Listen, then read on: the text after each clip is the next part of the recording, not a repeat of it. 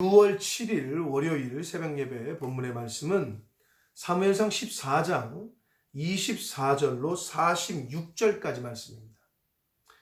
자, 오늘 월요일에 주시는 하나님의 그 말씀은 본문은 사무엘상 14장 24절로 46절, 조금 길지만 이 흐름 속에서, 이 말씀 속에서 거기까지 끊을 수밖에 없었는데 이 말씀 속에서 주시는 하나님의 은혜를 오늘 이 월요일에 주시는 그 교훈을 함께 받도록 하겠습니다. 자, 요나단의 믿음과 무기 든 자의 순종으로 말미암아 하나님께서 1차 그 접전, 블레셋과의 1차 충돌에서 이제 승리하게 하셨습니다. 그래서 사울이 그 소식을 듣고 가서 보니 블레셋 사람들이 자기들끼리 싸우고 있단 말이에요. 그래서 하나님께서 전쟁에서 이기게 하셨어요. 그런데 그때 1차 충돌했지만 이제 본대가 이제 블레셋 군대가 이제 또 있을 거 아니에요? 왜냐하면 요나단과 무기든 자가 20명만 처음에 죽였고, 그리고 그 부대에 자기들끼리 전쟁하는 게 있었지만 본대가 또 있었단 말이에요. 원래 주 부대가. 그래서 24절에 보면 이날에 이스라엘 백성들이 피곤하였으니 이는 사울이 백성에게 맹세시켜 경계하여 이르기를 저녁 곧 내가 내 원수에게 보복하는 때까지 아무 음식이든지 먹는 사람은 저주를 받을 것이다 하였습니다. 그러므로 모든 백성이 음식을 먹지 못했다. 무슨 말이냐면 사울 왕은 이게 전쟁에서 지금 우리가 이기고 있잖아요. 하나님의 도우심으로. 근데 전쟁을 끝내고 싶은 거예요. 완전하게 이기고 싶은 거예요. 그러니까 지금 밥 먹을 때가 아니라는 거지. 저것들 다 죽여야 된다. 쫓아가자 하는 거예요. 승기를 잡았을 때 뿌리 뽑자. 근데 사울 왕이 어리석은 선택을 합니다. 이스라엘 백성들이 너무 배가 고팠어요. 굶주렸고 힘들었고. 그러니까 지치잖아요. 근데 거기서 대고 엉뚱한 그 맹세를 하게 됩니다. 그리고 그 사울 왕의 명령과 그 맹세로 말미암아 자기 아들인 요나단이 이제 어려움을 처하게 됩니다. 근데 이 뒤에 배후에 있는 하나님의 섭리가 사실 이 본문 속에 나타나 있는데 계속해서 봅니다. 25절 그들이 다 수풀에 들어간 즉 땅에 꿀이 있는 걸 봤어요. 배는 엄청 고파.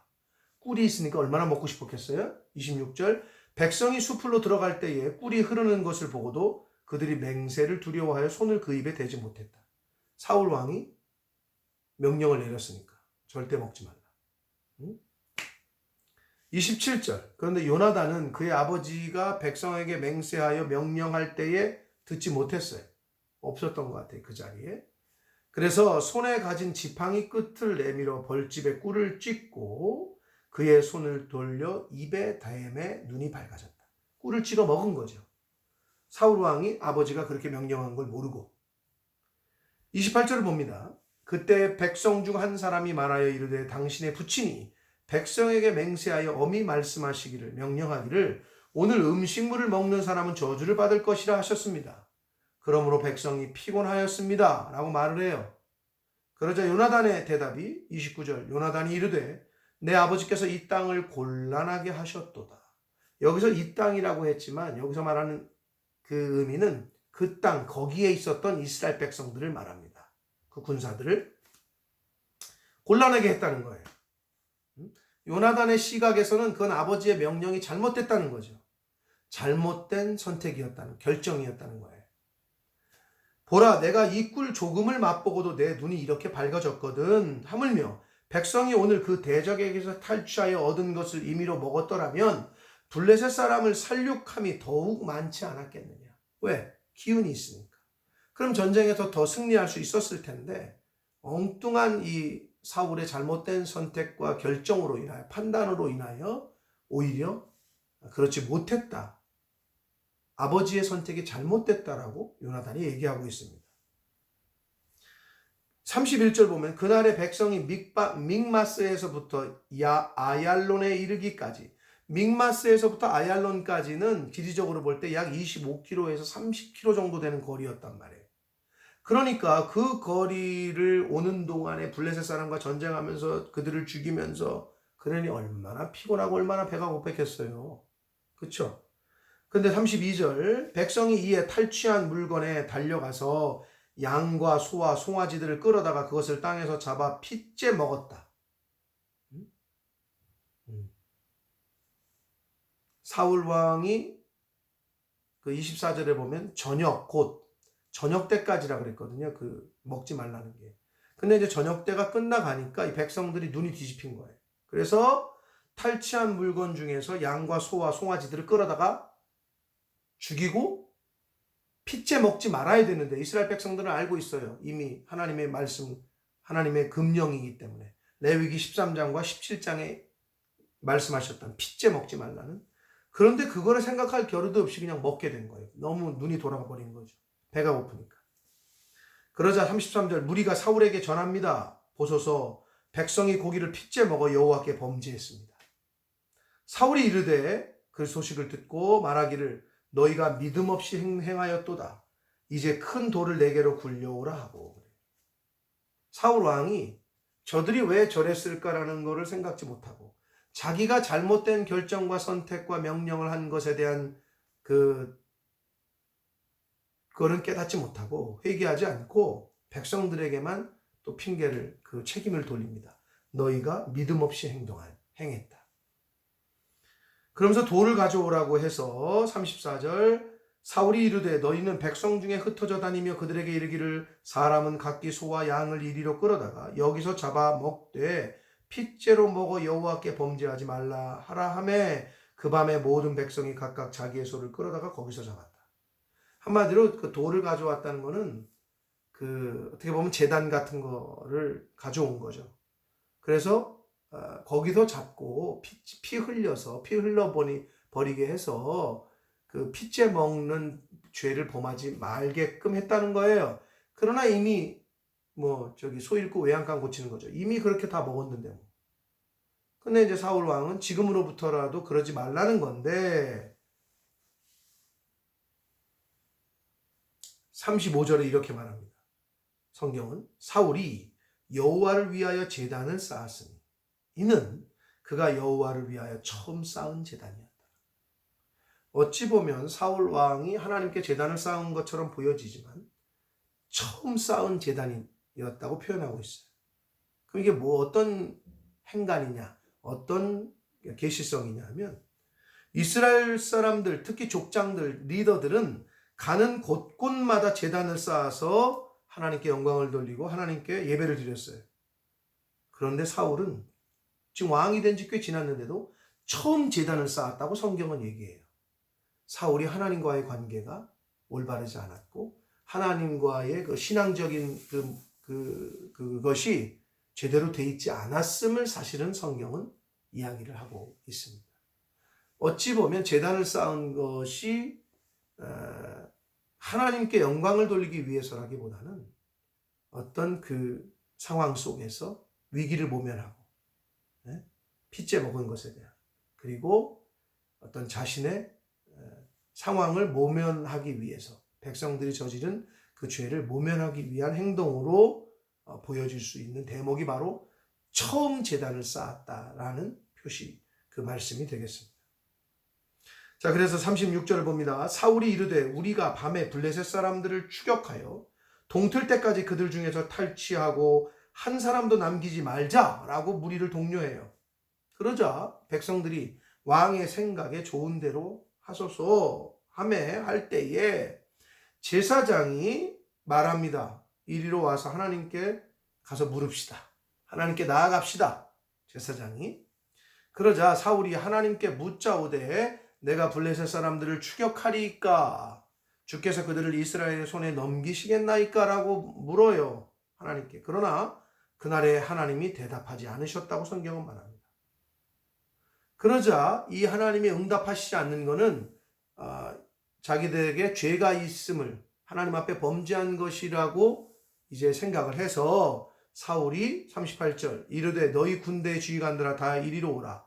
오늘 이 죄가 누구에게 있나 알아보자. 하나님이 우리에게 응답하시지 않는 이 죄가 누구로부터 누구 때문인지를 알아보자 하고 제비를 뽑게 되는데 39절 이스라엘을 구원하신 여호와께서 살아 계심을 두고 맹세하노니 이 사울이 맹세를 좋아하는 것 같아요. 처음에 아무것도 먹지 말라는 맹세, 그 저주할 거라고 잘못된 결정을 했는데 또 잘못된 결정을 하게 되는데 이스라엘을 구원하신 여호와께서 살아계심을 두고 맹세하노니 39절 내 아들 요나단에게 있다 할지라도 내가 반드시 죽이겠다.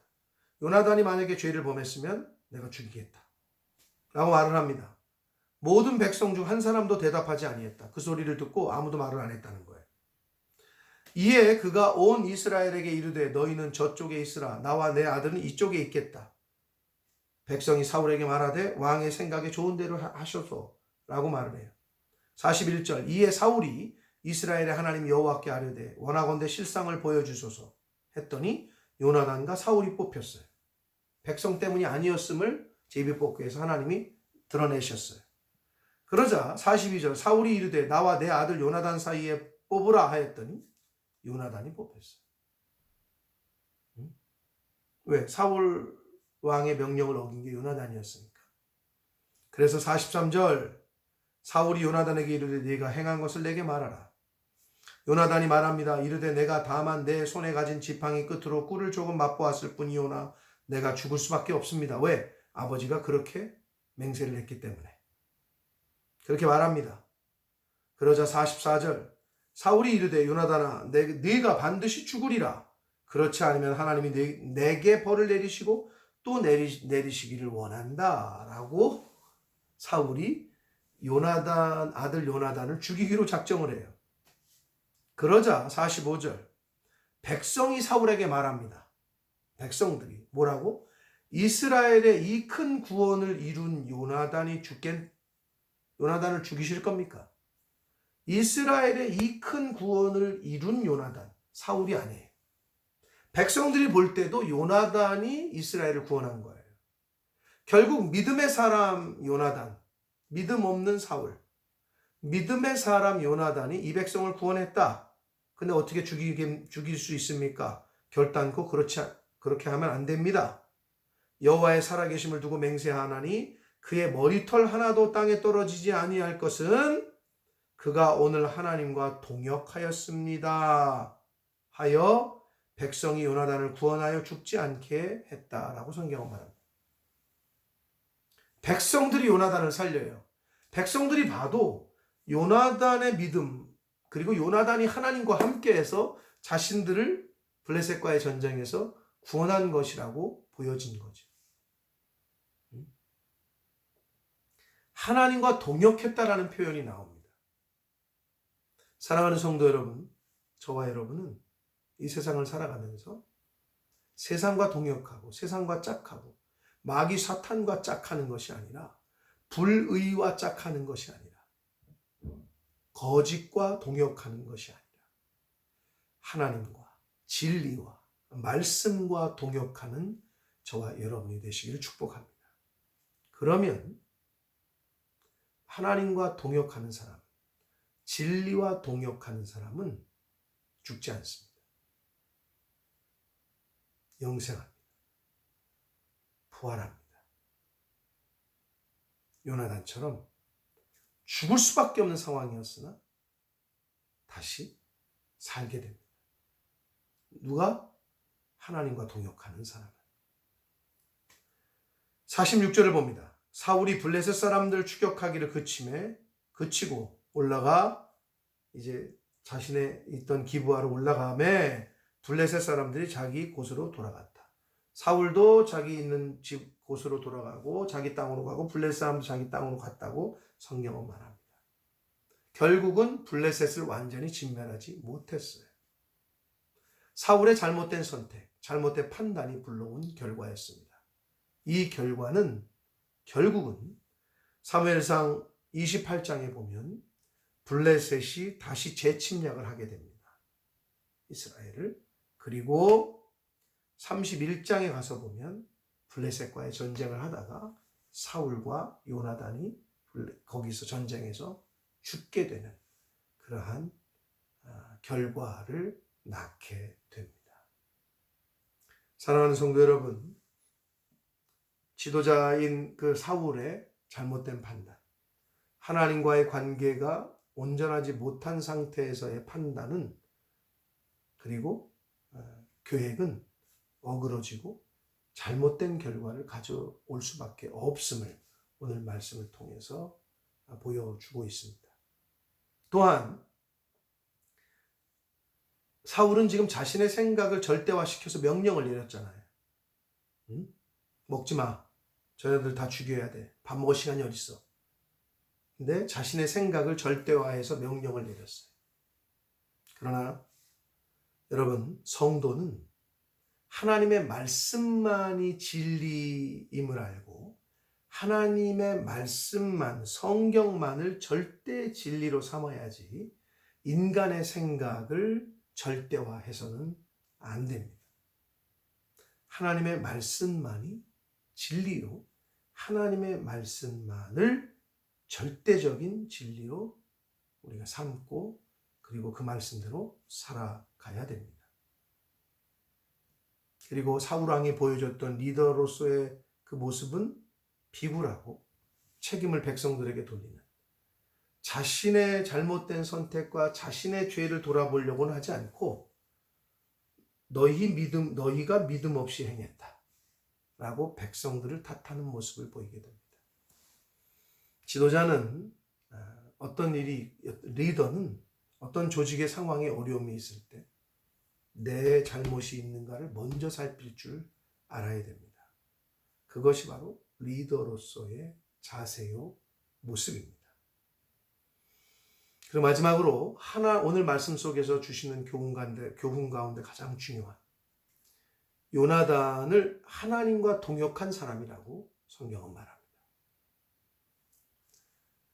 저와 여러분의 남은 인생 가운데 지금까지도 하나님과 동역을 해오셨다면 잘하신 거고, 그러나 혹 하나님과 동역한 것이 아니라 세상과 짝하고 불의와 짝하고 거짓과 동역하고 사람과 사람을 의지하고 동역해왔다면 지금 이 순간부터라도 하나님과 동역하고 말씀과 함께하고 하나님과 함께하는 그러한 저와 여러분의 이 땅에서의 삶이 되기를 예수 그리스도 이름으로 축복합니다. 기도하겠습니다. 살아계신 하나님 아버지, 감사합니다. 오늘도 새날 주시고 생명 주시고 하나님의 말씀을 전하고 들음으로 새로운 한 날을 시작하게 해주시니 감사합니다.